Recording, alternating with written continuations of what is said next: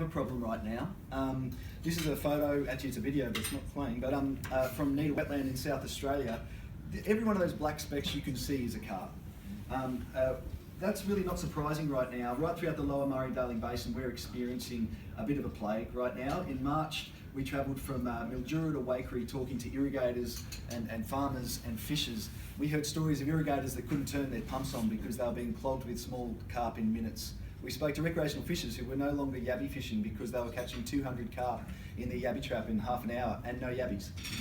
So this is a problem that is not going to go away by itself. This isn't the first, it isn't our first rodeo. Over the last few decades, we've tried pretty much everything you could ever attempt to control carp, and everything has been singly unsuccessful. And so this is why we are looking at potentially using a virus as a biocontrol agent for carp. Why? Because it works. There are examples that are very successful.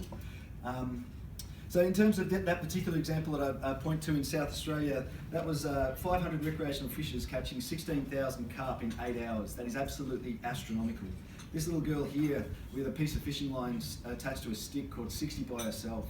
So what I'm getting at is the numbers are huge. We do need to take action. Doing nothing is not an option. And so this is why we're looking at this virus as a biocontrol agent. It hasn't been cooked up in a lab. It's a naturally occurring virus that first started to decimate carp in Europe in the late 90s. It's now found in over 33 countries worldwide. Basically, as people were moving carp around, they were unknowingly moving this virus around. And so we're really fortunate that we haven't got this virus yet. And so we have the ability to look at using it as a biocontrol agent, which is what we've been looking at over the last 10 years. Now and then, we have a lot of work to do. We have to secure legislative approvals, do some really robust research and monitoring, a really quantitative risk assessment process, look at the benefits and compare them to the costs. We need to develop a really robust cleanup and release strategy, of course. We need to educate and consult. That's going to be this is a national issue. It's in every state and territory with the exception of the Northern Territory. So there's a lot of work involved. If we do get the approval to go forward, there's a range of activities that happen after that, but I just want to make the point, this is where we are right now. We're in the planning phase. We're in doing robust research. We're in the game of really having conversations with as many people around Australia to understand their views on this. And the $15 million provided to us by the Australian government is really to enable us to do that part very effectively. So just to be clear, this is not about releasing the virus or doing the cleanup. Those funds are solely for planning. So where are we at? Well, we've developed a really robust research program, a very innovative research program with around $5 million of research addressing 8 priority areas. And in the next 18 months, we'll be deploying that research program to make sure we make a really smart decision at the end of next year. Timelines are short.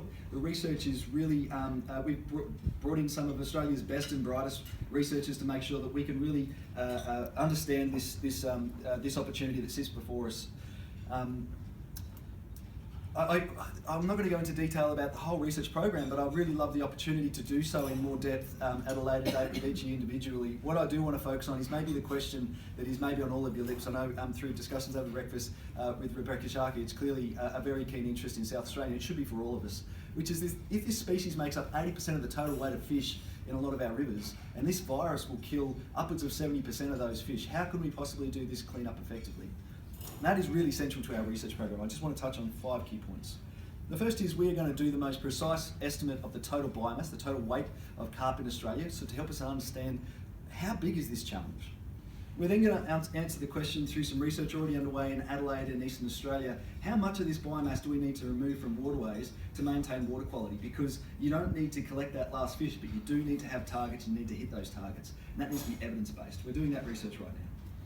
We're looking around the world at best practice for cleaning up fish kills. There have been some enormous fish kills around the world, and there have been a whole range of methods that have been trialled, and we want to pick the eyes out of the methods that are effective in an Australian context as we go forward. We're doing some really sophisticated computer modelling. It's really hard to work out something other than a person sitting behind a computer to demonstrate that point, but really sophisticated computer modelling that integrates flow and environmental variables, temperature, dissolved oxygen, carp numbers, of course, so we can answer the question, how do we release this virus to get the best outcome? And I'm not going to touch on the international case studies right now, but suffice to say, we have some really, really insightful case studies worldwide, not just of carp or even of fish, but of pest control, that we are learning from to develop this strategy for the release and cleanup so that we know that it can be safe and effective. I just want to finish on this one last point. If we are going to do this, this is going to be a world's first. No one has ever done biocontrol of fish before. That's not because it doesn't work, that's because it just hasn't been done. This is the perfect candidate. This virus is species specific, it is effective on carp, and we have no species closely related to carp. That gives us the ingredients we need to do this successfully. But if we do this, what are our rivers, what are our fisheries going to look like? Well, this is an example in Western New South Wales called Taru wetland. This place had a real carp problem. As you can see, the water looks like Milo. They waited until an opportunity when that wetland was going to drain. They put a screen on the inlet of that wetland so the carp couldn't get back in, and then they filled it again. And it looked like this. I don't know if you can see that. That water's clear. You can see the snags on the bottom. And without carp in that system, the food was abundant. And so they actually stocked this wetland with golden perch, and their growth rate was astronomical because carp weren't soaking up all of the nutrients that the native fish would normally enjoy. And the growth rates were so significant, they started to actually take out the screen that stopped the carp getting back in to let the golden perch back into the river, using this wetland as a fish factory effectively. Now, in some places throughout the Murray-Darling Basin and everywhere where carp occur, we might see results like this. This translates directly into more beautiful rivers, better tourism, and better quality recreational fishing. That is worth fighting for. And so it's great that we've had a visionary investment from the Australian government to enable us to explore this in a really robust way, to have a discussion in Australia on a scale we've never seen before about the health of our rivers and the quality of our fishing, whether we're happy with what it looks like right now, and whether we're willing to double down and do something really innovative to improve it in the future. Now, I need to just finish with this one point. We could not be in this situation without the support we've had from the Australian government. We would not be in this situation without the support from the Australian Recreational Fishing Foundation. Recreational fishers get this. There's a lot in it for us because back in the 1920s, you could catch 20 kilos of native fish in an average hour of fishing. These days, you couldn't do that in a week.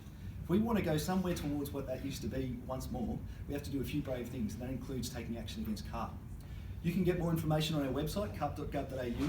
I would love to sit down and have a coffee and a one-on-one conversation with everyone in this room because I really strongly believe that we can do this, but of course, as I say, it will take a bit of a Team Australia approach.